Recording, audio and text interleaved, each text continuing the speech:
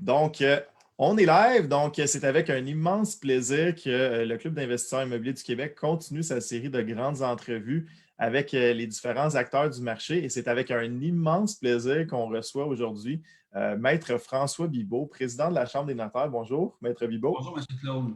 Bonjour. Merci d'avoir pris le temps. On sait que ça doit être un temps assez occupé, assez spécial en ce moment à la Chambre des notaires. Est-ce que vous voudriez commencer par peut-être un petit mot d'introduction sur comment se passe la situation là, avec la Chambre des notaires en ce moment avec la pandémie? Oui, certainement. Bien, premièrement, ça me fait plaisir d'être avec vous. On a besoin de communiquer encore plus qu'avant, on dirait. La distanciation physique, sociale qu'on vit, on dirait, nous permet de combler ce besoin de rencontre par des moyens comme celui que vous mettez à notre disposition aujourd'hui.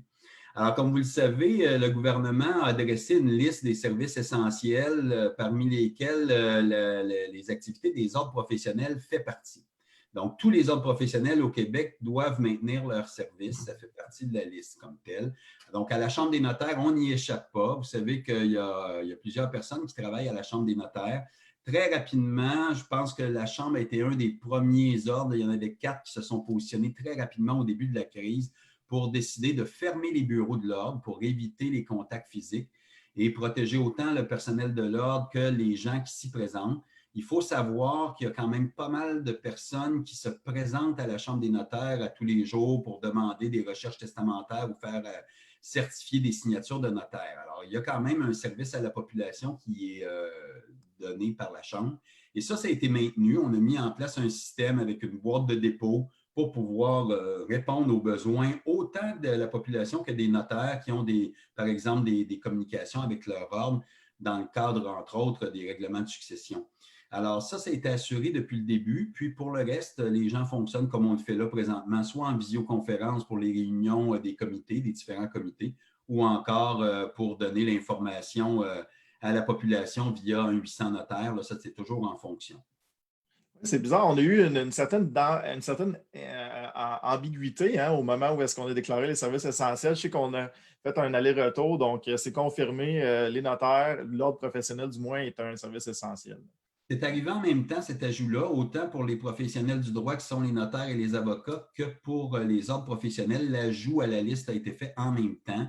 Effectivement, il y a eu un petit débroglio. Là, je pense que la journée même, le premier ministre disait sur les médias réguliers que les notaires n'étaient pas dans les services essentiels, alors que moi, je venais d'avoir la confirmation du ministère de la Justice que c'était le cas et que ça allait être annoncé incessamment.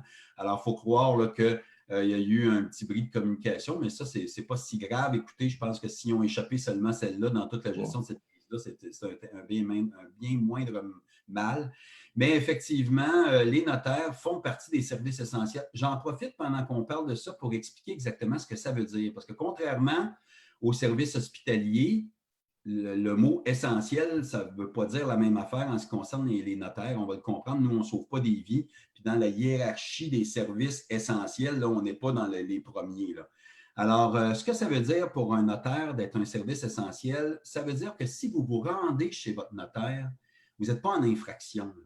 Dernièrement, j'ai une de mes collègues notaires qui avait mon numéro de téléphone cellulaire qui m'appelle.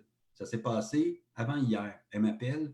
François, je vais te mettre sur main libre, elle dit, peux-tu dire aux policiers qui sont ici présentement là, qu'on est un service essentiel? Écoutez, elle a son bureau dans son domicile, puis il y a un voisin qui trouvait qu'il y avait trop d'allées et venues chez elle, puis il a fait une dénonciation. Lui, il a appelé la police, puis il a dit, là, c'est pas normal, il y a trop de monde qui vont chez cette personne-là. Mais c'est un bureau de notaire. Alors là, les policiers avaient eu vent de ce dont on va parler aujourd'hui, la signature technologique, puis on dit, bon, ben, plus de raison d'aller chez le notaire aujourd'hui, là, maintenant qu'il y a la signature technologique. Alors, j'ai dû expliquer aux policiers au téléphone que non, la signature technologique, c'est un outil parmi d'autres, mais le notaire est un service essentiel. Ça, ce que ça veut dire, il n'est pas obligé de demeurer ouvert. Un notaire pourrait décider, lui, moi, pour ma propre sécurité, celle de mon entourage, ma famille, celle de mes clients, j'aime mieux fermer mes bureaux pendant 2 semaines ou jusqu'à temps que le décret sanitaire soit levé. Ça, c'est son choix. Il a le droit ou elle a le droit de faire ça, le notaire ou la notaire. Mais si jamais le professionnel décide de rester ouvert, bien à ce moment-là, Elle doit premièrement établir une communication avec son client pour savoir, ton dossier, on peut-tu le reporter ou c'est essentiel qu'on le fasse rapidement? Puis si c'est essentiel qu'on le fasse rapidement, voici ce qu'on a à notre disposition. Puis établir comme ça si effectivement on va se rencontrer au bureau ou si on va faire la signature à distance. Mais c'est ça le service essentiel chez le notaire. Ce que ça veut dire, donc, c'est que ça ne vous rend pas illégal d'aller chez votre notaire pour signer votre contrat. C'est ça que ça veut dire. Intéressant. Et c'est sûr que les investisseurs en ce moment, je les entends, ils ont 1 million de questions par rapport à la Oui. signature électronique. C'est la nouveauté. C'était quelque chose qu'on attendait. Je pense que vous attendiez aussi. Ouais. Parlez-moi un peu comment ça fonctionne, loi, décret, comment ça pourrait fonctionner la Ce n'est signature. pas simple, ni au Québec, ni ailleurs. Vous savez que le Québec a été innovant à ce niveau-là parce on a même fait adopter le décret pour la signature à distance avant les Français. Je me permets de le dire parce que ça fait très longtemps qu'en France, l'acte dématérialisé existe. Donc, c'est deux choses, là. L'acte dématérialisé, c'est-à-dire un document qui n'existerait pas en format papier, là, mais sous un support numérique seulement, et la signature à distance. C'est deux affaires complètement différentes, mais qui sont complémentaires, on va le voir. Donc, les notaires en France, depuis 2006, fonctionnent avec l'acte dématérialisé, c'est-à-dire qu'il n'y a plus de nécessité d'avoir un acte papier. Nous, c'est sur ce sur quoi on travaille depuis au moins 3 ou 4 ans de façon très active. C'est ce qu'on appelle le programme Émergence à la Chambre des notaires. On fait beaucoup de représentations au gouvernement pour faire modifier la loi sur le notariat pour faire en sorte d'éviter d'avoir nécessairement un acte papier quand on parle d'un acte notarié. Qu'est-ce qui nous a amené à comprendre l'urgence par rapport à ça? C'est toute la tragédie du lac Mégantic. Là, je n'ai pas besoin de vous expliquer, mais juste vous souligner à tous que 100 000 actes notariés ont été détruits dans cette tragédie-là. Donc, ça veut dire que, par exemple, certains dossiers successoraux se sont complexifiés. On comprend que pour les dossiers immobiliers, c'est moins problématique parce que les actes sont tous publiés au registre foncier. Donc, c'est toujours facile d'aller retrouver, par exemple, un acte d'hypothèque ou un acte d'achat. Mais concernant un testament qui n'est pas publié nulle part, il y a une inscription qui est faite à la Chambre des notaires, mais il n'y a pas de copie du testament à la Chambre des notaires. Donc, par exemple, il y a un monsieur qui est décédé au lac Mégantic, puis qui demeurait à 2 portes de son notaire. Donc, la copie du testament qu'il avait reçu de son notaire a brûlé dans l'incendie. Puis l'original chez le notaire a brûlé, même s'il était dans une voûte anti-feu. Alors, vous comprenez que ça a amené l'urgence, on a compris l'urgence de régler ça une fois pour toutes avec un acte dématérialisé. C'est là-dessus qu'on travaille depuis au moins 3 ans, 3 ans et demi même. La signature à distance, c'est un plus très intéressant, surtout concernant les grandes distances. Par exemple, ici au Québec, on a de grands territoires. Puis, il y a certains territoires où, malgré toute notre bonne volonté, on a de la difficulté à couvrir avec les services notariés. Je vous le donne en mille, le Grand Nord québécois. Souvent, on prend ça avec une petite risette, mais il y a beaucoup de services qui ne sont pas couverts là. Puis aussi dans les régions plus éloignées, là, où il n'y a pas toujours des notaires à proximité. Donc, la signature à distance des actes notariés pourrait être bien utile. Donc, je vous disais qu'en France, ils viennent tout juste après nous d'obtenir un décret gouvernemental aussi pour permettre ça, mais c'est ce qu'on a eu un petit peu ici avant eux, c'est-à-dire. Donc, on a un décret. Donc, est-ce qu'on a espoir qu'on puisse garder ce décret-là, qu'on puisse garder les signatures électroniques dans le futur après COVID? C'est ça qu'il ne faut pas non plus aller trop vite. Là, on a la possibilité de le faire présentement à cause du décret.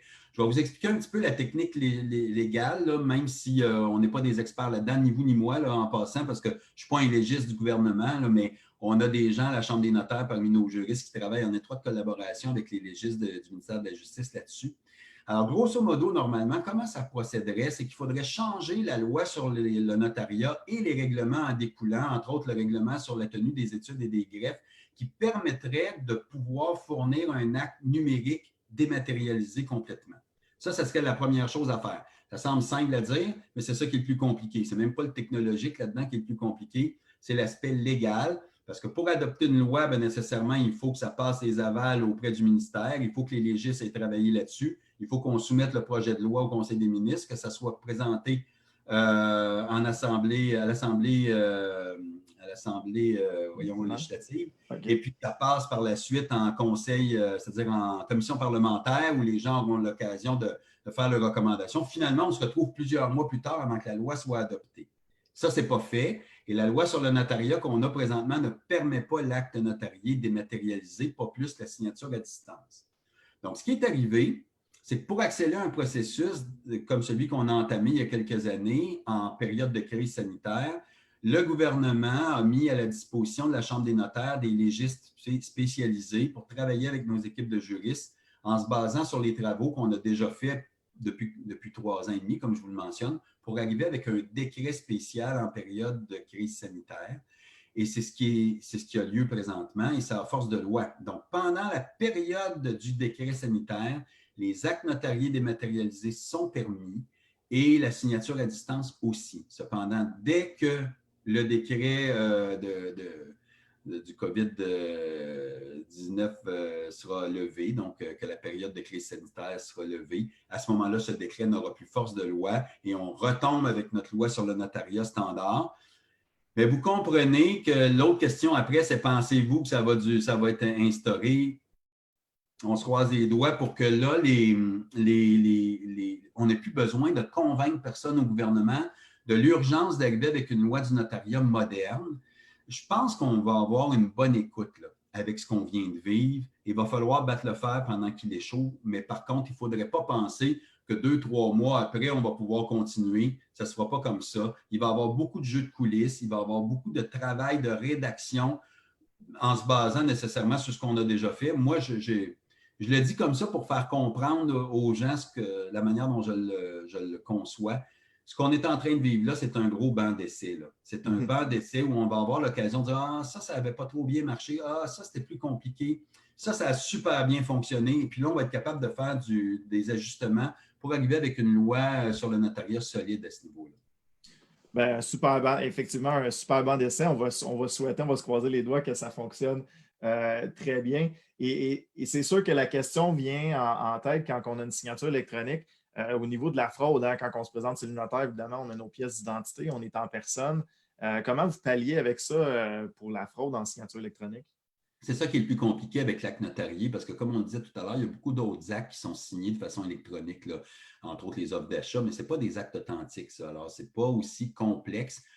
L'acte authentique, je vais vous donner un petit cours 101. Qu'est-ce que ça veut dire, un acte authentique? C'est un acte qui fait preuve de son contenu. Alors, par exemple, des jugements de la Cour sont des actes authentiques. Des certificats de localisation émis par les arpenteurs géomètres sont des actes authentiques. Et les actes notariés le sont. Alors, ce que ça veut dire, c'est que pour un notaire, quand il reçoit la signature de quelqu'un dans un document notarié, il doit s'assurer de sa capacité, de sa qualité et de son identité. Donc, c'est ça qui rend la chose si compliquée, c'est-à-dire qu'à distance, comme là présentement, M. Claude, on se voit, mais moi, il n'y a rien qui me dit qu'il n'y a pas personne derrière la caméra que je ne vois pas, là, puis qui est en train, avec un fusil, de vous dire « signe le document ». Comprenez-vous? C'est ça qui est compliqué.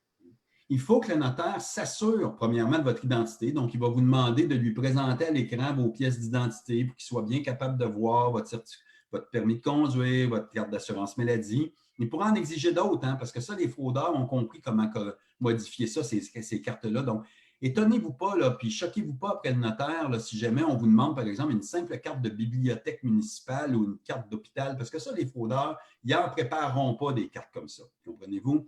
Alors, ça se peut qu'ils vous demandent, bien, montrez-moi donc ce que vous avez dans votre porte-monnaie, là, puis avez-vous une pièce d'identité haute, une carte de crédit à la limite? Montrez-moi que vous avez un autre document établi à votre nom qui va me convaincre que vous êtes vraiment la personne qui est devant moi.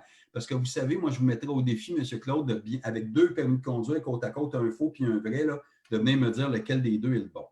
Ah non, il y a des ça. moyens de le savoir, là, mais c'est plus compliqué. Puis vous savez ce qui se passe dans une période de fort achalandage immobilier, là, il y a beaucoup de dossiers. Alors, le notaire va y aller avec comme on dit, en bon père de famille, selon les normes reconnues pour analyser tout ça. C'est pas rare maintenant qu'on va suggérer au notaire de lui fournir aussi une 3e carte. Certains notaires ont même dit à des clients, bien, montrez-moi donc votre passeport juste pour que je vois si vous n'êtes pas allé à l'extérieur dans les derniers jours avant de venir à mon bureau. Mais vous savez que maintenant, les douaniers ne t'empilent plus tout le temps les passeports, alors c'est tel que tel. Mais ceci dit, la situation actuelle est un petit peu plus inquiétante par rapport à cette identification-là parce qu'on est à distance. Et donc là, on a même dit au notaire, écoutez, n'hésitez pas si vous avez des doutes, que la personne est sujet à captation ou à contrainte pour la signature du document, de demander, par exemple, que la personne tourne l'appareil qui filme pour qu'on voit bien en 365 degrés dans la pièce, qu'il n'y a pas d'autre personne avec elle. Ou s'il y a une autre personne avec elle, qu'elle se met sur le même côté de l'écran que lui pour bien montrer que, par exemple, la personne qui signe son testament là, est d'accord que son fils l'accompagne. Bon, ben, c'est qui est avec vous? C'est votre fils. Puis à un moment donné, j'aurais besoin de m'entretenir avec vous seul à seul. Demandez à votre fils de sortir d'ici, puis filmez-le pendant qu'il sort de la pièce pour que je vois bien qu'il est sorti de la pièce. Voyez-vous, il faut juste être un peu imaginatif, puis pas s'offusquer si jamais le notaire demande ça, parce que la captation, ça existe aussi pour les personnes plus vulnérables, personnes âgées, personnes seules.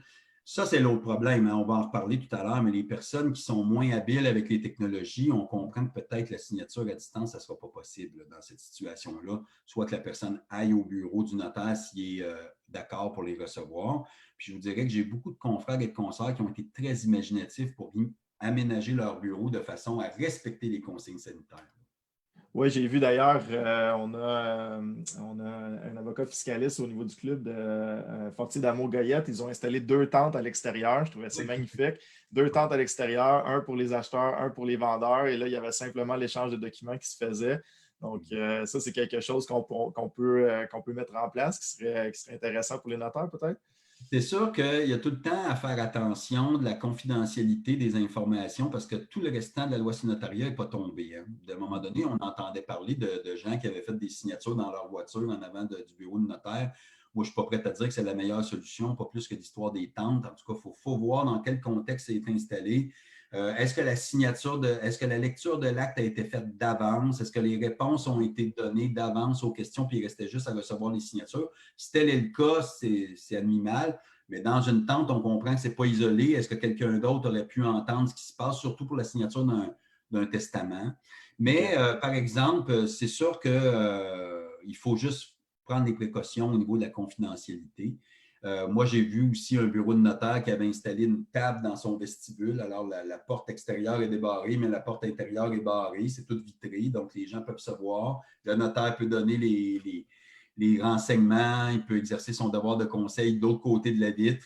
Puis, sur la table, il y a une bouteille de Purell. Alors, les gens se lavent les mains. Le notaire leur passe le document. Ils amènent leur propre stylo, ils signent le document, ils s'en vont. Le notaire reprend le document, désinfecte la table, puis on passe au suivant. Tu sais. Alors, il y a énormément de techniques comme ça. J'en ai vu un autre qui a installé comme une vitrine de plexiglas dans le milieu de son bureau, son mobilier de bureau. Alors, il n'y a pas de question qu'on échange des fluides corporels involontaires en postillonnant sur l'autre. Mais écoutez, c'est laissé à la discrétion de chaque notaire à ce niveau-là d'assurer le respect des directives en période de crise sanitaire. En effet, beaucoup de créativité, j'aime ça. Ouais. Beaucoup de créativité. Est-ce que vous avez une idée de la technologie qui va être utilisée? Est-ce qu'on va y aller justement en caméra en montrant les pièces d'identité? Est-ce qu'il y a une ébauche de la technologie qui va être présentée? C'est déjà en fonction. Écoutez, je n'ai pas les chiffres à jour, mais déjà au début de la semaine, il y avait déjà des actes qui avaient été reçus. On parlait de quelques dizaines d'actes qui avaient déjà été reçus par les notaires. Il y avait au-dessus d'une quarantaine de notaires qui étaient inscrits au système. Je peux vous le décrire parce que j'ai été le premier notaire à recevoir un acte dématérialisé avec la signature à distance. Ça s'est fait mardi soir passé. Ce n'était pas un acte compliqué, hein. C'était une procuration toute simple par lequel un notaire autorisait un de ses confrères à émettre des copies conformes de ses documents. Donc, ce n'est pas un document compliqué. Si vous avez déjà vu des procurations générales qui prennent 8-9 pages, là, le document dont je suis en train de vous parler, c'est une procuration qui tient sur une feuille. Ce n'est pas très lourd. Alors, la façon dont ça procède, on doit fonctionner un peu comme on le fait là, par visioconférence. Le système qui a été adopté, c'est le système de Teams, parce que c'est un système qui assure la sécurité si jamais on avait à enregistrer une partie de la conversation ou si on avait des documents à se transférer par ce système-là. Alors que le système Zoom, comme celui qu'on utilise présentement, lui, n'a pas cette sécurité-là au niveau de la conservation de certaines parties de la conversation qu'on est en train de faire. Je crois que les systèmes de Zoom sont hébergés en Californie, si ma mémoire est bonne. Donc là, quand on parle des États-Unis, il y a le Patriot Act qui permet au gouvernement américain d'intercepter toutes les communications, de voir le contenu. Vous comprenez qu'au niveau d'un acte notarié, ce n'est pas possible de procéder de cette manière. Donc, Pour ce qui est de la captation vidéo, pour voir ce qui se passe, on procède avec le système Team. Pour ce qui est de la signature de l'acte, c'est avec le système de Consignio Cloud qui a été mis en place par Notarius, qui est une des filiales technologiques, c'est-à-dire la filiale technologique de la Chambre des notaires. C'est une entité complètement indépendante, mais qui se dédie à la signature numérique. D'ailleurs, avant même la situation qu'on vit présentement, Notarius avait déjà beaucoup d'autres clients que les notaires. On pense, je crois, justement aux ingénieurs, mais aux arpenteurs. Il y a les avocats de l'Alberta qui font affaire aussi avec Notarius. Donc, il y a beaucoup de gens qui ont à signer des documents autres qu'authentiques qui font affaire avec Notarius. Mais là, ce qu'on a mis en place, c'est une plateforme chez Notarius pour pouvoir permettre la réception de la signature des actes sur les actes notariés, donc les actes authentiques. Donc, comment ça se passe nécessairement? Il faut que le client soit équipé soit d'un ordinateur, d'une tablette ou d'un téléphone intelligent qui va lui permettre d'avoir une caméra là-dessus pour pouvoir filmer ce qui se passe de son côté. Et aussi, on va lui permettre de télécharger des applications en ligne là, pour pouvoir utiliser Consignio. Et là, le notaire, normalement, devrait avoir communiqué d'avance aux clients le document, un projet de document pour leur permettre, dans le confort de leur domicile, de lire le document chacun de leur côté, puis de noter certaines questions qu'ils pourraient avoir avec lui. Ils pourraient aussi, au préalable, faire une séance de consultation en visioconférence, comme on est en train de faire là, pour voir, avez-vous des questions, ou au téléphone aussi, ça pourrait se faire, avez-vous des questions auxquelles je peux répondre. Puis par la suite, donner un rendez-vous officiel pour la signature de l'acte. Imaginons un acte de vente, alors donner un rendez-vous officiel au vendeur, à l'acheteur. Ils n'ont pas besoin d'être là en même temps, mais on peut donner des rendez-vous séparés, comme on peut le faire de toute façon pour une signature comme on le fait présentement en présentiel. Et là, le processus technologique se met en place. Les gens vont avoir des directives pour leur expliquer comment apposer leur signature numérique. Lorsqu'ils ont fait ça, vous savez que les notaires disposent d'une signature officielle numérique qui est déjà en fonction. C'est ce qui leur permet, entre autres, de signer pour la publication des actes au registre foncier, par exemple. Et donc, avec cette signature-là, ils peuvent cristalliser le document qui vient d'être signé par les parties et le rendre inaltérable pour la suite. Ça devient un PDF-A qui est conservé à l'heure actuelle dans nos serveurs et qui va être mis sur une plateforme sécurisée pour l'avenir parce que ces actes-là vont toujours demeurer numérisés même après la crise. On les transformera jamais sur un support papier. Par la suite, les notaires pourront émettre des copies conformes de ces documents-là, soit de façon numérique, soit en format papier, dépendamment de ce que le client lui demandera. Intéressant. J'adore ça, c'est des beaux challenges. Pour revenir à des transactions immobilières, Maître Bibeau, Oui. C'est sûr qu'on n'est pas, l'Organisation de courtage immobilier au Québec n'a pas déclaré un cas de force majeure pour les transactions. Donc, les transactions ont toujours lieu. Est-ce que vous voyez une demande au niveau des passations de titres pour des contrats qui n'ont pas été respectés? Est-ce que vous avez entendu un peu parler de ça? Bien, à l'heure actuelle, c'est plus des questionnements qu'on entend. Il y a beaucoup de gens qui se posent des questions. Qu'est-ce qui se passe? Par exemple, est-ce que la crise actuelle me permettrait d'invoquer la force majeure pour dire, bien, moi, on met fin à l'entente qu'on avait, l'offre d'achat qu'on avait? Qu'est-ce qui arrive si je ne la respecte pas? Bon, alors, c'est surtout ce genre de questionnement-là, mais on sent que c'est plus préventif. On ne voit pas que les gens sont déjà en situation de ne pas agir. Ce que je dirais pour expliquer clairement aux gens, c'est qu'un offre d'achat, c'est un contrat. Hein? On appelle ça un avant-contrat, les juristes, là, mais c'est quand même un contrat qui lie les parties, un contrat par lequel un proposant acheteur s'est engagé à acheter une propriété et un offrant vendeur s'est engagé à céder, à livrer une propriété. Dans ce contrat-là, qui est l'avant-contrat, qui est l'offre d'achat, il peut y avoir des conditions qui pourraient faire en sorte que l'offre d'achat ne sera pas respectée. Par exemple, je vais vous en donner un en mille qu'on voit là, régulièrement. Cette offre est conditionnelle à l'obtention de mon financement hypothécaire. Donc, ça veut dire que si je ne réussis pas à trouver un créancier hypothécaire qui va vouloir financer le processus, bien à ce moment-là, l'offre d'achat pourrait tomber. Règle générale, dans les offres d'achat, on va voir aussi qu'à ce moment-là, l'acheteur devra signifier ça au vendeur, puis il y a souvent un processus qui met en place que le vendeur pourrait dire, bien attends, moi j'en connais un banquier qui pourrait peut-être te prêter. Alors, On comprend que ce n'est pas si simple que juste dire, moi, mon banquier ne veut plus me prêter, là, il pourrait peut-être avoir une autre solution. Ceci dit, on va tout de suite attaquer une des questions qu'on a eues beaucoup ces derniers temps. Qu'est-ce qui arrive si je tombe sur le chômage? Qu'est-ce qui arrive si ma banque ne veut plus me prêter à cause de mon nouveau statut de chômeur? Ça peut arriver.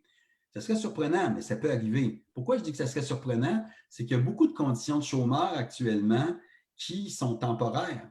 On comprend qu'à un moment donné, les activités vont recommencer, ton emploi, tu vas la retrouver, puis tout d'un coup, ta banque, je ne pense pas qu'elle a un problème, elle continue à te prêter. Ceci dit, je ne suis pas le banquier, ce n'est pas moi qui va décider si oui ou non on continue à prêter, mais ce serait une des conditions qui pourrait faire tomber une offre d'achat. C'est-à-dire que si l'institution financière disait, à cause de ta nouvelle situation de chômage, moi, je retire mon offre de financement. Là, à ce moment-là, demandez, si ça vous arrive, demandez au banquier de vous écrire une lettre formelle pour pouvoir la présenter à l'autre partie pour lui expliquer que là, vous ne pouvez plus acquérir. Peut-être que le vendeur pourrait décider de vous financer lui-même. Peut-être que le vendeur pourrait décider de effectivement, vous trouver un autre créancier. Donc, on comprend que le processus de l'offre d'achat se mettra en place. Mais outre la question des conditions déjà prévues dans l'offre d'achat, est-ce que le simple fait qu'on est en situation de crise sanitaire, c'est une raison suffisante pour dire c'est une force majeure, je ne peux pas acheter? La question qu'il faut que vous vous posiez, c'est est-ce que c'est absolument impossible? Est-ce que c'est vraiment impossible d'acheter? Je vous dirais que dans à peu près 90% des cas, la réponse, c'est non. Non, ce n'est pas impossible. Ça va être difficile, mais ce n'est pas impossible. Ça va vous coûter plus cher, mais ce n'est pas impossible. Je vous donne un exemple. Puis la plupart du temps aussi, il faut se souvenir que les transactions, c'est des transactions en chaîne. Hein? Le vendeur de cette transaction-là, il est l'acheteur de l'autre transaction, puis ce vendeur-là est l'acheteur de la prochaine transaction. Donc, le simple fait de dire que celle du milieu, là, elle ne peut pas se passer, bien, ça cause un problème à tout le monde dans tout ça. Alors, si par exemple, vous souhaitiez acquérir une propriété qui devait être construite dans les prochaines semaines pour pouvoir en prendre possession au début du mois de juin, mais que là, tous les chantiers sont arrêtés. On le sait, le décret est venu mettre fin aux activités de construction.